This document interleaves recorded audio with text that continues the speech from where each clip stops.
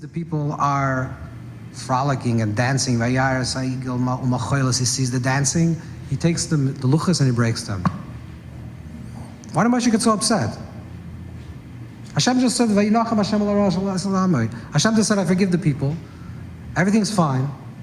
Moshe, you pleaded for their case. Now Moshe all of a sudden comes down and sees this and he gets distraught and he breaks the luchas.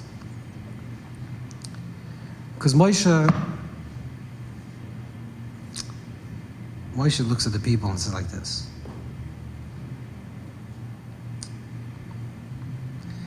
There's a lashon, there's a language, there's a phrase from the Valar Rekeach. Ein choizik choizik hachsidus b'rishayna. The Pri Tzadik brings it down a few times also, if you saw it. Ein choizik choizik hachsidus b'rishayna. There's nothing like a person that just found a new path. A person finds something, new inspiration, a new way of being, a new way of doing. It's unbelievable, the feeling, the connection, the light. There's nothing like it. And this is what happened to Klal Yisrael. This happened to the people of Israel. They left Eretz Mitzrayim, they got the luchas. And it's beautiful. They're on a high. And Hashem says that the people made an ego. Moshe says, okay, just forgive them. Okay, so what? They got excited and they lost track. You know what bothered Moshe when he came down? When he came down from the mountain, he saw that not only did the people lose traction, not only were they no longer inspired, okay, that happens, but it showed, it was like a katan haberech beis hasefer. It's like, you know, there's a teacher that's teaching your classroom, and the kids are impeccably behaved. I don't know if this probably didn't happen in your classroom, but in some classrooms around the world this happens. And then the teacher leaves the room, and all of a sudden it turns into like a zoo. The kids start jumping on each other. I don't know if this is a normal situation, but it happens in many yeshivas. The kids all look normal, civilized. The Rebbe is teaching, everyone looks normal. The teacher walks out for 2 seconds, the room comes into a chaos, which means the children are really not behaving. There's a pachad, there's a fear of the Rebbe, that the Rebbe is going to do something to them, or punish them or something. And the moment they have one little excuse, because the Rebbe disappeared, they're checked out. This is when Moshe was upset. Moshe said, I understand. There's Rishon. Hey, I understand this inspiration. You got excited. But the moment I checked out, you already did Avodah Zarah, and not only that, you're happy and you're dancing. It means that you never bought into this. And this is the oimek of Yigimel L'Sarachim. And that's when Hashem reveals Yigimel L'Sarachim. After Moshe pleads, and he shows that even though Klal Yisrael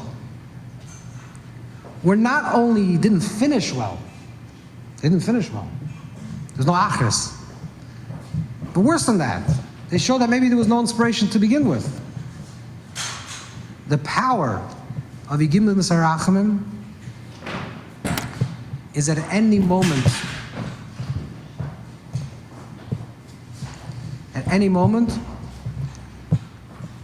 we could begin again. Any moment. That's the Yigimel L'Sarachim. Yigimel L'Sarachim means that if we're holding the achers, the end of the year, and at the end of the year, we feel like we've lost the inspiration that came from the Reishis.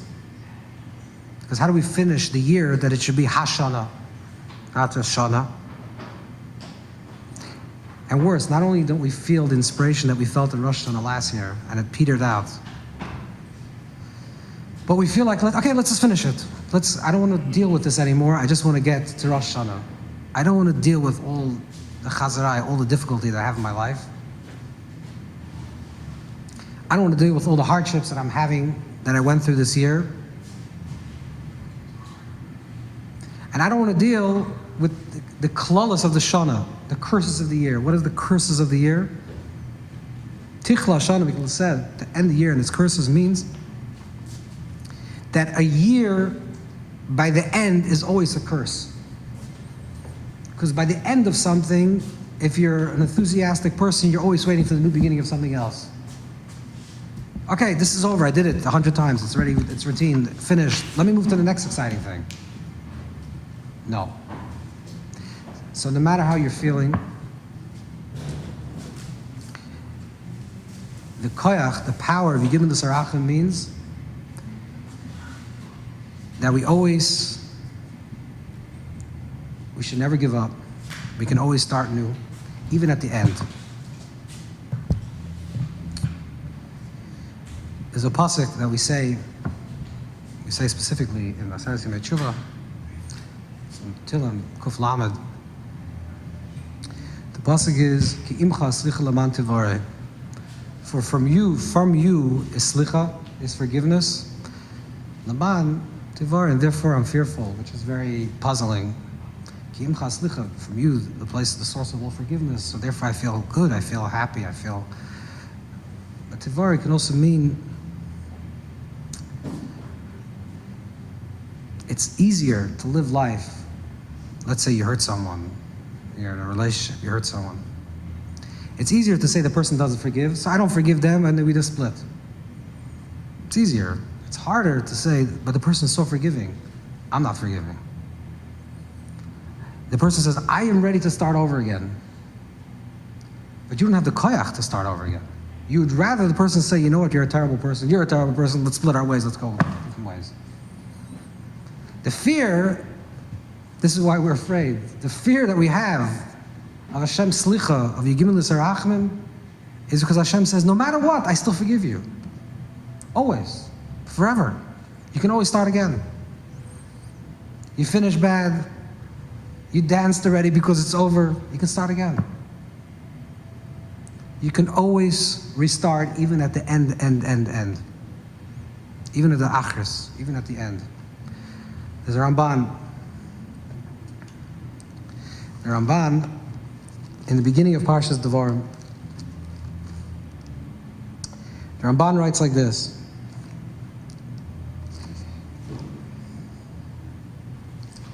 That the reason why, this is the Ramban writes, before Moshe Rabbeinu started explaining the Torah in Chumash Devarim, this is the beginning, the Ramban in the first opening of Devarim, before Perek Aleph, Pasuk Aleph. The reason why Laskir Lahem Avonosam, the reason why Moshe Rabbeinu tells them everything that happened in the middle, all the hardships, V'kama Yisnag Yimam HaKadosh Baruch Hu L'mid Sarachim, and how Hashem dealt with them, with the midah, the attribute of Rachmim.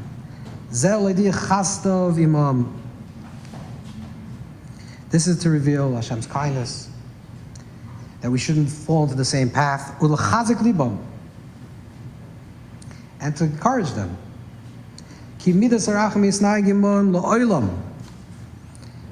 Because the midas harachim is, that's the attribute that Hashem will interact with us forever. A person should not say, not only did I fall, I'm not a good person, but worse, I know myself. I'm not going to be able to conquer the land. I'm not going to be able to enter. Why? Person says, I don't even put myself in the situation to start because I know myself. And the truth is, there's no righteous person that doesn't sin. Everyone messes up. And I know myself, I'm a mess up. So why should I even start?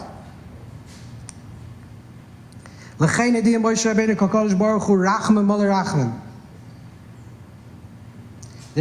Moshe Rabbeinu reveals to them Hashem is Malei Rachmim. As the pasuk says, Ki imcha slicha laman tevarei. Ki imcha slicha laman tevarei, the Ramban is saying, means at any moment, at any time, we can always start again. And you can't even say, I know myself, I tried this already. I did it. I tried this. I went through this path. It didn't work. Who am I fooling? I know my track record. This is who I am. That's the person I am. How do you know? Maybe it's going to be different this time. This is what Hashem's saying. Don't give up. Never. Kim chasich leman tevar, it's infinite amount of compassion. You know, the normal nature of things is, if you have a child, someone gets you upset, you forgive them the first time, second time, third time, then eventually you say, okay, forget it, I just stop forgiving you, it's just ridiculous. You're never gonna learn your lesson. But that's not Yigimul Sarachim. Yigimul Sarachim, the 13 attributes of mercy, is eternal. It's the first time like the millionth time. The exact same way. When you're in love with someone and you do something wrong for the first time, I don't know if you ever do something wrong to this person, well, let's say. The person said, but I love you, so what? It's the first time. It's a completely different, of course I'll forgive you. Of course, let's move forward. And when it's the 100th time, it's not so. Kim chasich leman tevar, Hashem says, Moshe Rabbeinu says, I want to tell you the story. This is what happened to Klal Yisrael in the Midbar. Once, and again, and again, and again, and again, and again. And even Moshe Rabbeinu lose patience. From Moshe's perspective, they did the Egel. Moshe sees them doing the Egel, hears about it. He pleads, Vayechal Hashem, Vayiracham Hashem. And then he sees it, but the Moshe just breaks the Egel, breaks the Luchas. Hashem says, no, give him this Arachim.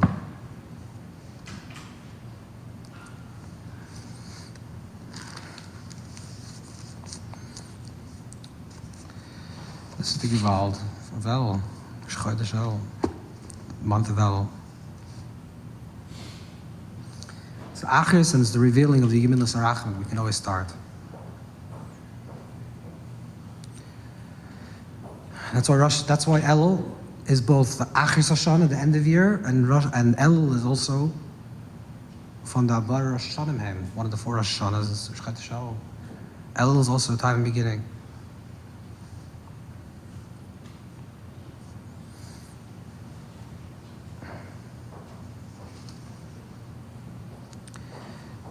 The Gemara says, famous Gemara, everyone knows this.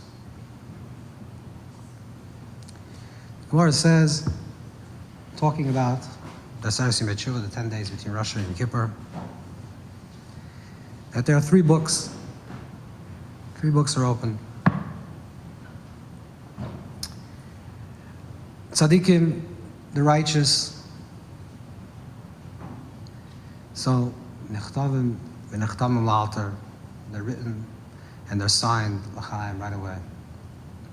The opposite tzaddikim are also, what happens to the Beinani, the intermediate person? So the Gemara says, Zachu, if Zachu, he becomes worthy, she becomes worthy, then Nechtavim l'chaim, the person receives life.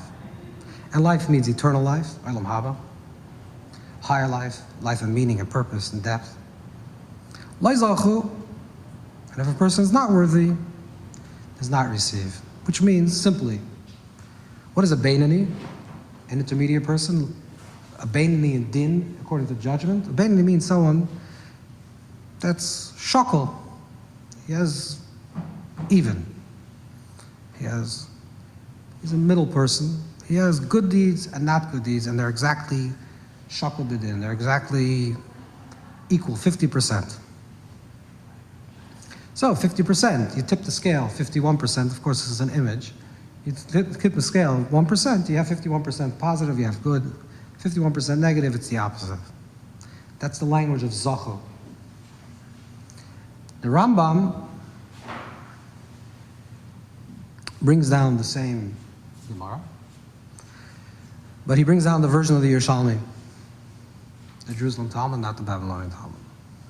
And the Yerushalmi doesn't say the word Zachu, not if he's worthy, but im asa tshuva.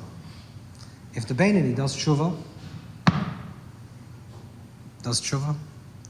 transforms, then receives life.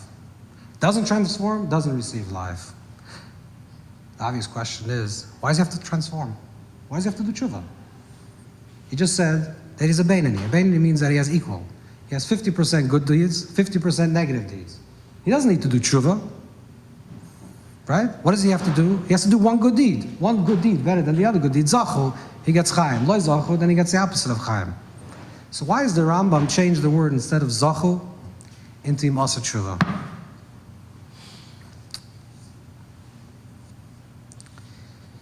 So I think that what it means is like this. You have to think about this deeply. What it means is like this. There's two types of people. I mean, there's lots of types of people, but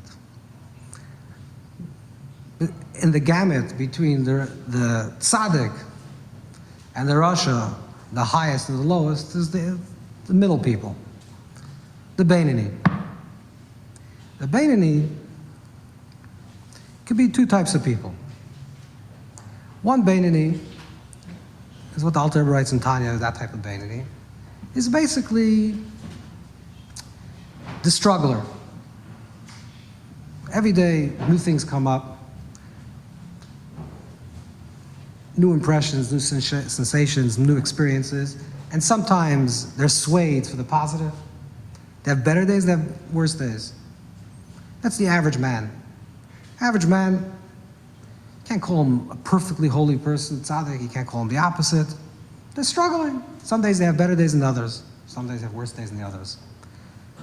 This is one type of person.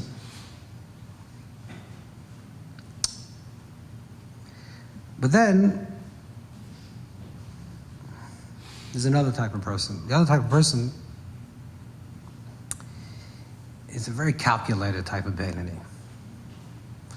What does a calculated type of Beinani mean? A calculated type of Beinani is, unfortunately, you could be this person, but you know this person. Calculated type of Beinani, intermediate person is, they always want to be in the middle path. They don't want to have too much extremes of anything. So they're always doing calculations. They're saying, you know, if for some reason I'm going to daven today, and I'm going to get so inspired that instead of davening the normal 40 minutes, an hour that I daven, today I'm going to daven for 4 hours. And it happens, you daven for 4 hours. So then when they finish, they're going to say, okay, that was great, it was beautiful. But because of that, you know, all the things that I used to learn throughout the day, that I can't do today. And today, I used to do all the chesed that I used to do. This day I'm not going to do because I already gave my 4 hours to God. So it's like you split your day in half. And you're always weighing. I don't know if you're familiar with those people, you know. I'm going to do kindness, but I filled my cup with the goodness that I can do for today. I already was kind to this poor person and that orphan. I did all my share of goodness in this world. I'm already done today. This is like a calculated Beinani. How do you know?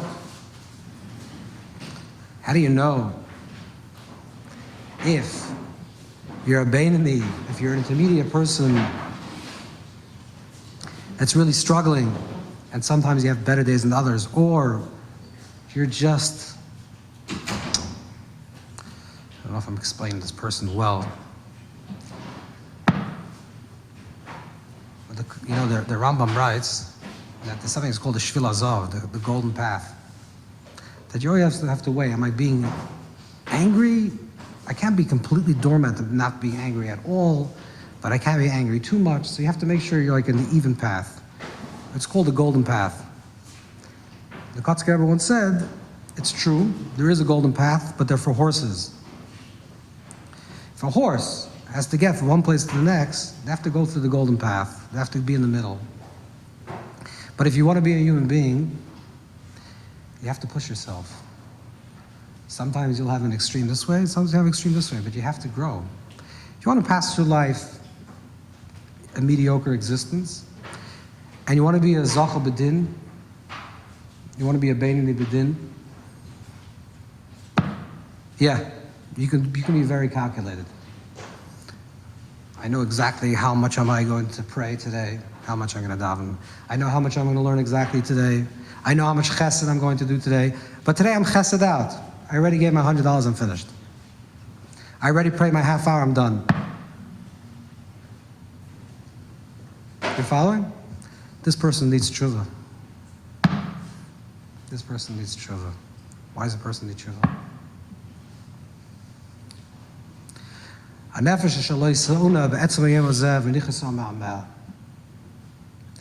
pasuk that speaks about on Yom Kippur. It says a nefesh, that's a nefesh that doesn't feel tzuna on this day. This nefesh, this soul, will be cut off. Some Sefer says like this. This is what it means.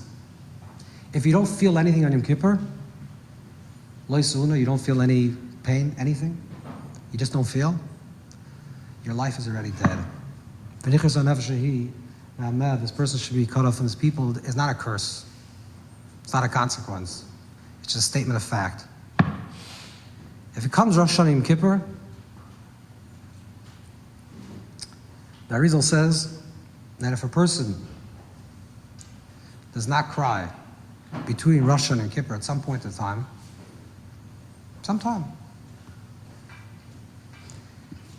then Ein Nishmas Shleima, his soul is not complete. I don't think the Arizal is scaring you, he's just telling you a fact. If you don't feel, if nothing's moving you, then you're dead. How do you know that you're alive?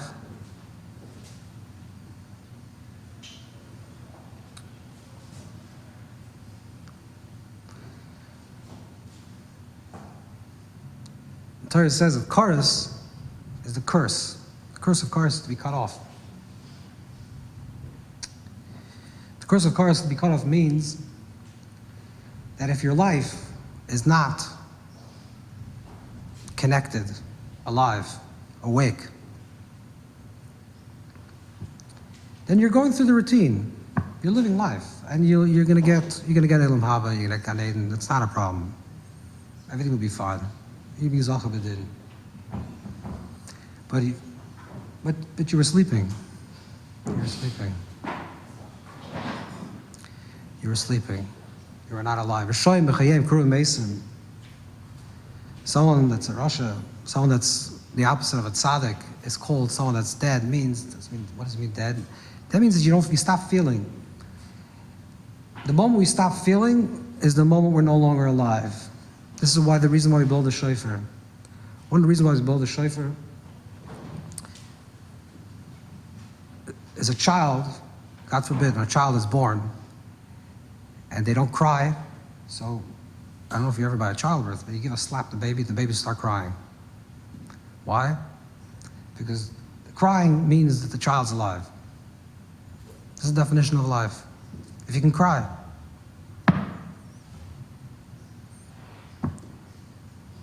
The opposite of life is a Yordei Duma.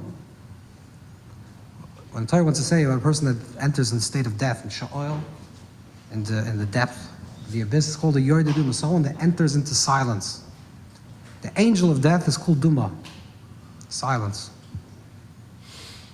Life is noise, life is tnu, is movement. A person becomes a living being. So the Targum says the Ruach HaMala, a creature of speech. Nefesh, means something that's alive, that's teeming, that's moving.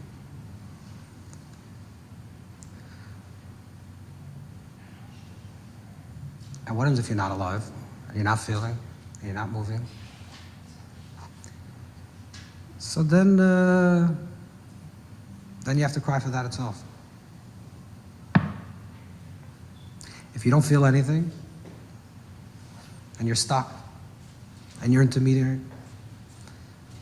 and you're calculated, and it comes the days of Rosh Hashanah Yom Kippur, and you're not feeling anything, that in itself should bother you. Why am I not feeling anything? What's wrong with me? This is the Yigimil Midas Harachim. This is what the power of the Yigimil Midas Harachim, the power of the 13 attributes of mercy means that no matter what, no matter when, no matter the situation, you can always restart. You can always begin new. You can always connect to me. You can always connect to life, to Lakim Chaim, to the God of life. And this is really what we're asking for in Rosh Hashanah. That a person is written and inscribed for life means for a life of higher life, deeper life, of connection, of holiness, of intimacy, of feeling.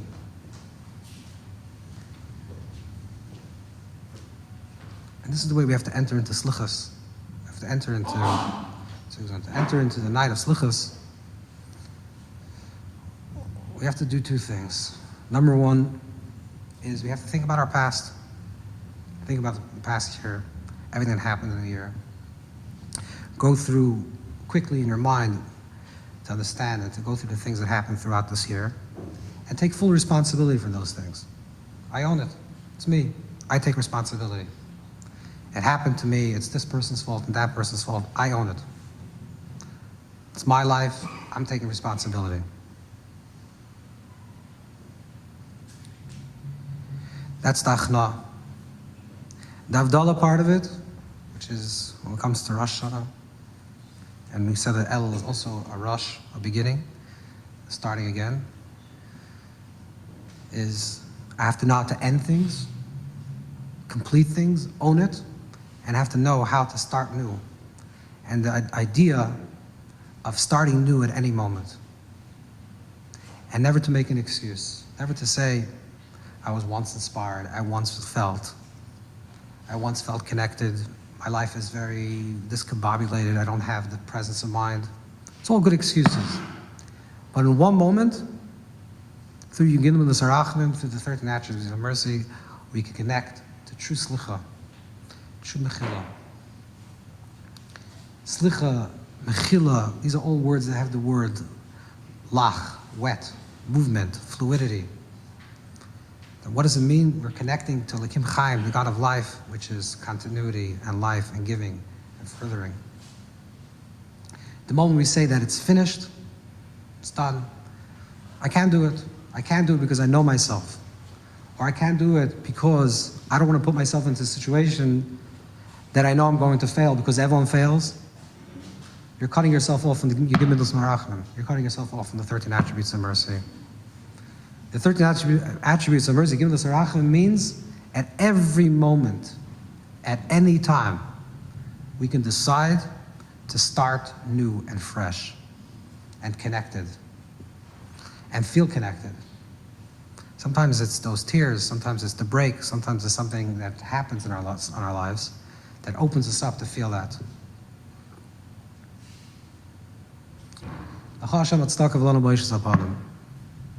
That's the summation. Hashem, you're always there to give, to open us. But we have the busha, we're embarrassed that we don't accept the gifts of life. We would rather be tied to the smallness, tied to our own past, tied to our own hurt, tied to our failure. It's easier to live a mediocre life than to live a high life. The demand is much higher when you live a higher life. And live a mediocre life, you can make excuses for all the mediocrity in your life. The reason why I can't do this is because of this person. The reason why I can't do that because of that person. The reason why I can't do this other thing because I'm not smart enough. The reason that I can't do that because I don't feel enough. You have 1,000 excuses. And maybe they're even right. Maybe they're right. What is the power of Yigim Midos Harachamim? The power of Yigim Midos Harachamim is, even if you can make those 1,000 excuses, Hashem says, I'm giving you a power to restart at any time. Like the Ramban wrote, Ki imcha sicha leman tivarei, because the source of all forgiveness is you, and it's always available. So therefore we're ashamed. We're ashamed and we're fearful because we don't want to accept it. We're afraid of our greatness, not of our smallness. And we can live big lives, holy lives, transcendent lives, connected to L'Kim Chaim. Instead, we'd rather walk around miserable. Remember us for life. The king who remembers life. So the Maggid of Mezrich and the Gra of Vilna write the same thing. Hashem, remember us for life. Why? Because I remember myself for life. I remember myself for life because you're a giver of life.